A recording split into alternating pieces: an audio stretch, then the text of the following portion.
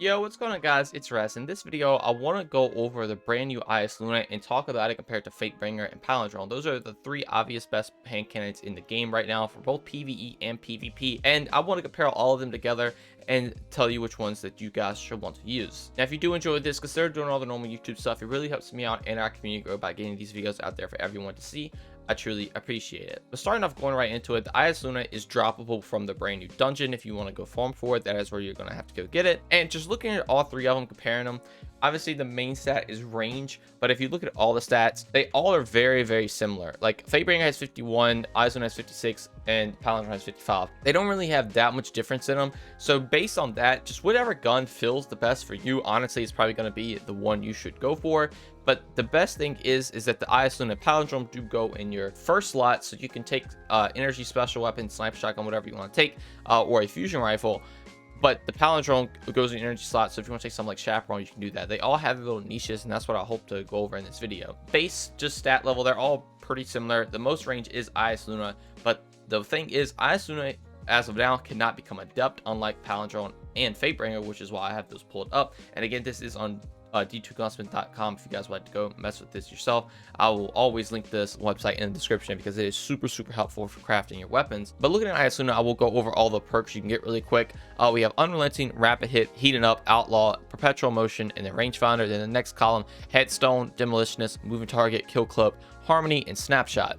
So pretty decent perks for PvP, obviously, but the difference again with Eyasluna is that you cannot get barrels like these two. You have to get sights, and that is going to be a little rough on something like Eyasluna because Sure Shot is the max range you can get on your sight, which is only non-additional range. But then on, Palindrome and Fatebringer, you can get full bore, which gives plus 13 range on each of those. And as you see now, we have 65 range on the Fatebringer, 65 on Eyasluna, and 68 on Palindrome. So Palindrome's in the lead right now.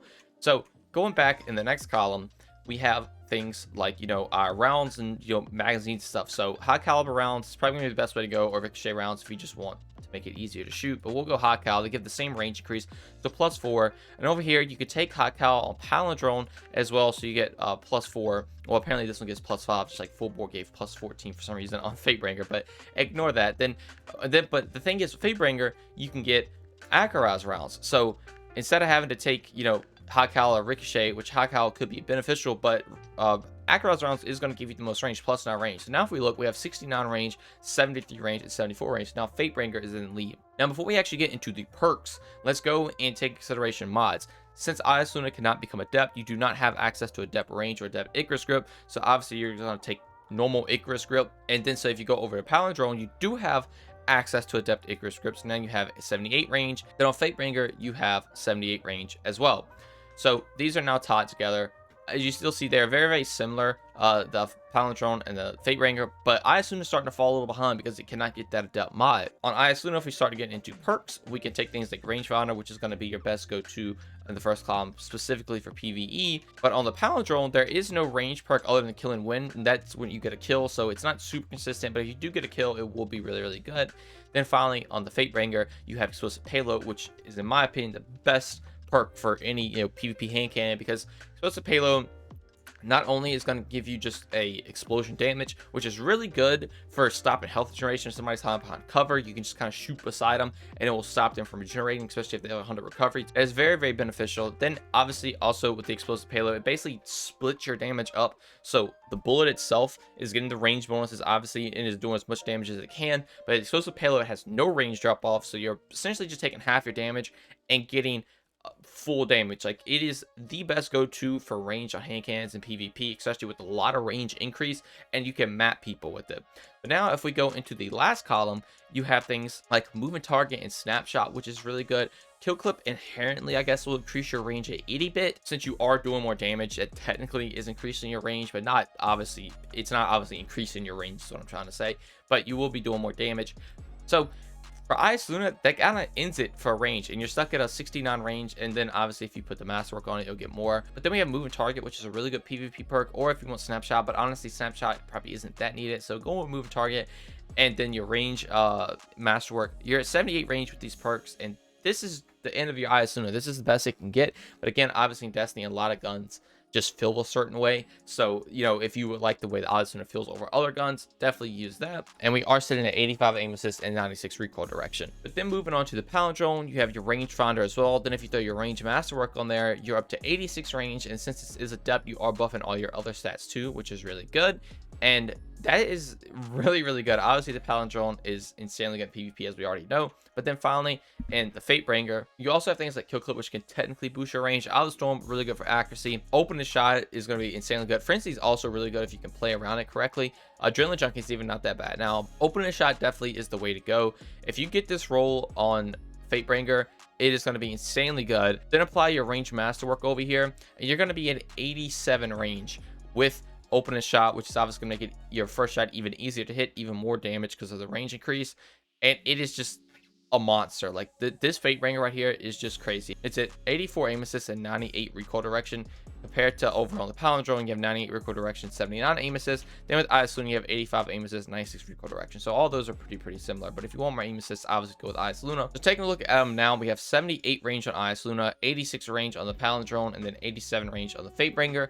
Plus with Fatebringer, you have explosive payload, which is taking half your damage, giving it max range, and open shot to make your range even better as well. So in my opinion, if you're specifically going for a range-based hand cannon, Fatebringer is going to be better than Eyasluna pretty much all the time, just because it has more range, it has pretty much the same aim assist, it has more recoil direction, and it can get adept mods on it. Plus, it also have perks like explosive payload and open shot, which are pretty much better than all the perks over here, other than maybe rangefinder. So I definitely recommend, if you want to specifically farm for the best of the best, definitely go with Fatebringer. But again, if Eyasluna does feel better to you, go for it.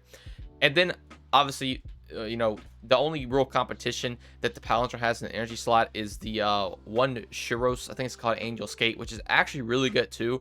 But I didn't throw that one in here because obviously this video is basically based on Eyasluna versus the best of the best. But these are the three monsters of PvP, and I hope this does give you a better representation of what you would like to get and what you want to farm for the most. Again, Eyasluna is cool, and plus it does have stasis, which you can do some really cool things with if you want to take something like Headstone and you are playing stasis, because if you do get a headshot, you will spawn a crystal. And then if you take the fragment where when you get a crystal kill, you get regeneration. This could be really good for regeneration for all your abilities. They all have their own niche things. I think Fatebringer just is the overall most consistent one. Palindrome is really consistent as well. It just has a little, you know, thing where if you get a kill, you get more range. Then finally, Eyasluna is just a very niche item in itself, but it is really good. And if you like it, definitely run Eyasluna. And also, if you want a PvE roll really quick, I can just tell you, like, Outlaw Headstone is going to be really good. Probably take something like a Reload Speed Masterwork, then Monitor Spec, and then maybe something like Light Mag, and then I would probably take Fast Draw or maybe even Steady Hand just to get some stats. This is going to be really good if you pair it with Stasis as well, because there aren't any other hand cannons in the game other than the one from the season that's a 180. You don't normally like 180s in PvE unless it's like an in-game explosive payload type build. But this is going to be really good for just getting one shot on enemies to spawn crystals everywhere, which could be really good for your team and yourself if you're playing Stasis. So definitely keep consideration that this probably will be one of the better PvE hand cannons in the game specifically for that reason. But then if you just take a look at something like Fatebringer, obviously you can get explosive payload Firefly, which is really good, or even explosive payload Frenzy, which is also really good for GMs. Then for Palindrome, you have, you know, Outlaw Rampage, the classic, which is really good. And, you know, again, they all have their own niche in PvE as well. But obviously this video is more so focused towards PvP, and I hope this did help you guys out. And if you guys would like to see more videos like this going over god rolls or just comparing weapons, definitely be sure to stick around. Let me know what you guys would like to see in the comments below, because I can go over specifically what you want to see. But thank you all so much for watching, and I'll see you in the next one. Peace.